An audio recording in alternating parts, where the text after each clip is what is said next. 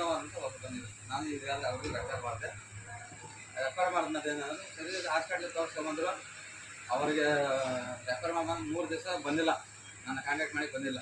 ಯಾಕಂದರೆ ಇಂಜೆಕ್ಷನ್ ಕೊಟ್ಟಿದ್ದಾರೆ, ಕೋವಿಡ್ ಇಂಜೆಕ್ಷನ್ನ, ನೋವು ನಿಂತಾಗಿದೆ, ಮತ್ತು ಟ್ಯಾಬ್ಲೆಟ್ ಕೊಟ್ಟಿದ್ದಾರೆ, ಮತ್ತೆ ಸ್ಟಾರ್ಟ್ ಆಗಿದೆ ಅವ್ರ ನೋವು. ಮತ್ತೆ ಮಾಡಲಿಲ್ಲ ಸರ್, ನಮ್ಮ ಮನೆ ಹತ್ರನೇ ಬಂದು ಅವರು ಒಂದು 250 ಅಂದ್ಬಿಟ್ಟು ಒಂದು ತಗೊಂಡಿದ್ರು. ಅವರು ಜಸ್ಟ್ ವಾಟರ್ ನೋವಾಯ್ತು. ಅವ್ರು ಬಂದು ಅವ್ರು ತಗೊಂಡೋಗಿ 2 ದಿವಸ ಯೂಸ್ ಮಾಡಿರೋದು.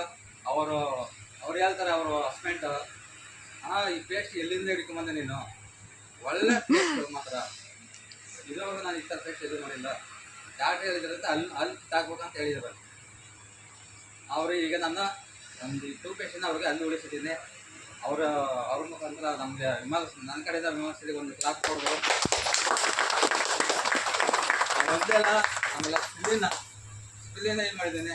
ಸ್ಪಿಲ್ಲಿನ ಹೆಂಗೆಲ್ಲ ಯೂಸ್ ಆಗ್ತದೆ ಅಂದರೆ, ಈಗ ಕಣ್ಣು ಪಕ್ಕದಿಂದ ಕಾಣುತ್ತೆ, ದೂರದಿಂದ ಕಾಣಲ್ಲ ಅಂತ ಹೇಳ್ತಾರೆ, ಬುಕ್ಗಳು ಓದ್ಬರ್ತವೆ. ಅದಕ್ಕೆಲ್ಲ ಒಳ್ಳೆ ರಿಸಲ್ಟ್ ಬರುತ್ತೆ. ಅದಕ್ಕೊಂದೆಲ್ಲ ಆಮೇಲೆ ಒಳ್ಳೆ ಬ್ರ್ಯಾಂಡಿಗೂ ಬರ್ತದೆ. ಅದು ಹೇಳಿದೆ ಫ್ಲೋಮಗ್ಯಾನೆಂಟ್ ಟೈಫಾಯ್ಡ್ ನಮ್ಮ ಮಿಸಸ್ ಅಂತ ಇದು ಕೊಡ್ತಿದ್ದೀನಿ. ಇದ್ರ ಬಗ್ಗೆ ನಾನು ಒಬ್ಬರಿಗೆ ರೆಫರ್ ಮಾಡಿದೆ.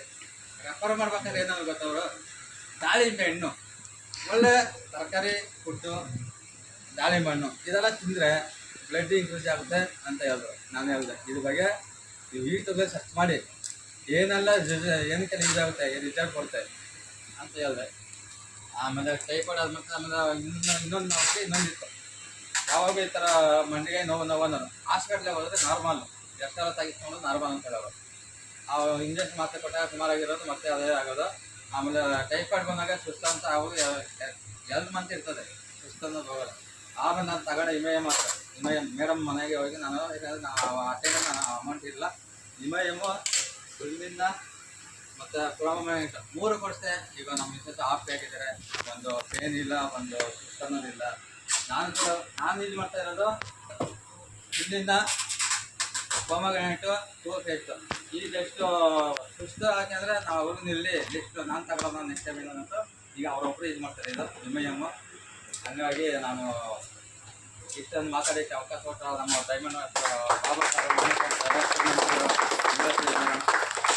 ಚಿನ್ನಗೌಡ ಸರ್, ಎಲ್ಲರಿಗೂ ಮುರುಗನ್ ಸರ್ ಎಲ್ಲರಿಗೂ ಧನ್ಯವಾದ ಕೊಡ್ತಾ ನಾನು ಮಾತಾಡಿ ಮುಗಿಸ್ತೀನಿ.